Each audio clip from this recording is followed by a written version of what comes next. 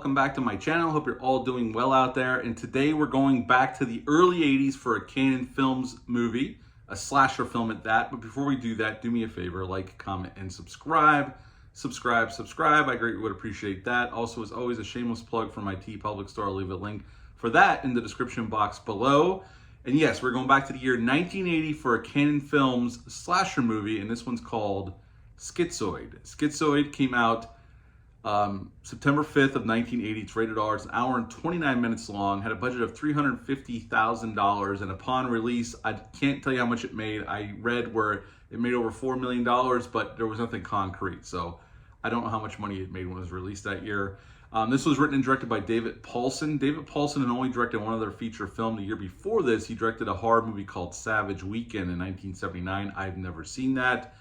And this was his other feature-length film he directed, and he would go on and work on Dynasty and other TV shows. He would write and direct some episodes of the TV shows, but never another feature film after this. In this film, because he was under contract with Canon Films at the time, Klaus Kinski plays Dr. Fales. His daughter in the film is played by Donna Wilkes. She's Allison, and she's most notably, you'll recognize her from Jaws 2.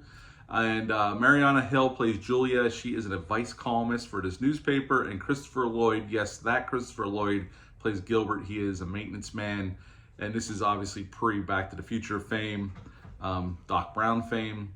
Now, this film is pretty much, Julia is this advice columnist. She starts getting these threatening letters. She is going to this therapy group ran by Dr. Fales.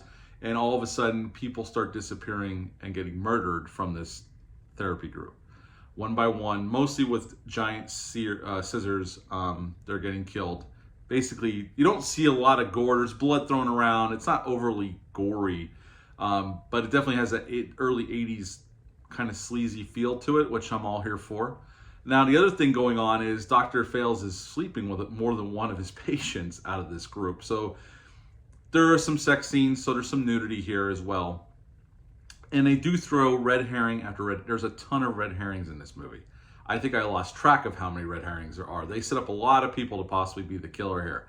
And as it progresses towards the end of the film, it starts narrowing downwards, looking like a few different people. But at the end of the day, it ends up being Julia's husband, who she's in the process of divorcing. We find out throughout the film that as she was going to this therapy group, the people in the group were bashing her husband, which made Julia even more want to divorce him, and he did not take it well, even though they seemingly have a good relationship, even though they're going through a divorce. And at the end, it's revealed it's him, although they do set up Allison hardcore that it's her and possibly could be her, but no, it's Julia's husband, or soon-to-be ex-husband, who's been killing everybody in the therapy group and trying to cap it off with killing Dr. Fales, and they dispatch of him, and that's the end of Schizoid. So what to like about this film? Now, this was obviously a $250,000 budget. This was a lower budgeted film, although for 1980 when they made it, it wasn't that bad. I mean, Halloween had a little less than that. Friday the 13th had a little bit more than that. I mean, they definitely saved on the effects because, like I said, there's not a lot of makeup effects. There's some blood here. It's not overly violent or gory, though. They definitely make up for that in the nudity, especially because that was, as for a slasher film of the period, you had to have some nudity, and they definitely hit that mark here.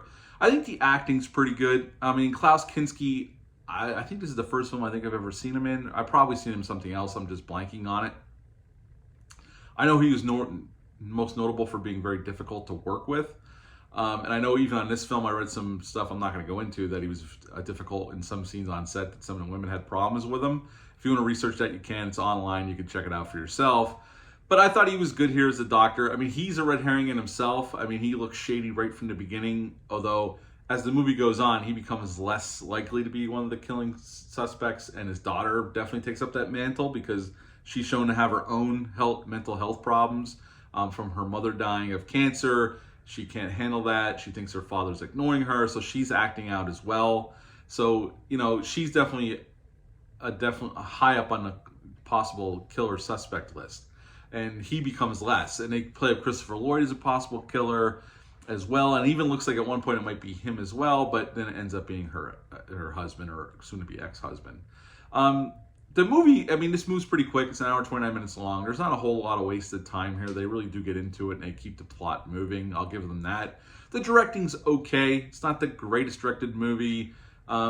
There's some odd choices here. Now, they didn't have a whole lot of time to make this film. Pretty much Cannon went to David Paulson and told him if he can get a script together in less than a month and he can make it for under $1 million, they'll greenlight a movie. So basically, he had a month to get a script written, which he wrote, get a crew together and get location together and go start shooting. So this was very much put together very quickly. And they shot this earlier in 1980, like in January and February, and it was out by September.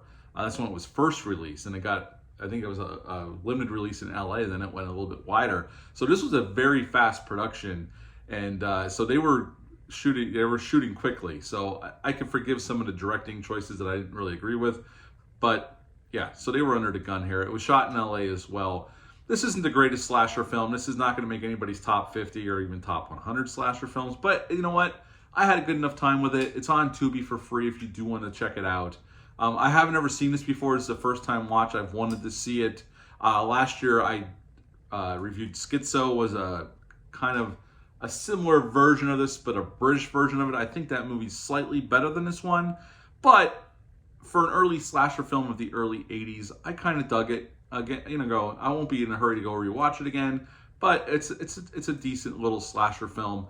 And I would give this one a 6 out of 10. 6 out of 10 for Schizoid. Have you ever seen this movie? Leave a comment down below. Let me know. Hit the thumbs up. Hit the subscribe button. Share this video. I greatly would appreciate that. That's it for this one. I'll be back soon with some more reviews. But until next time, bye.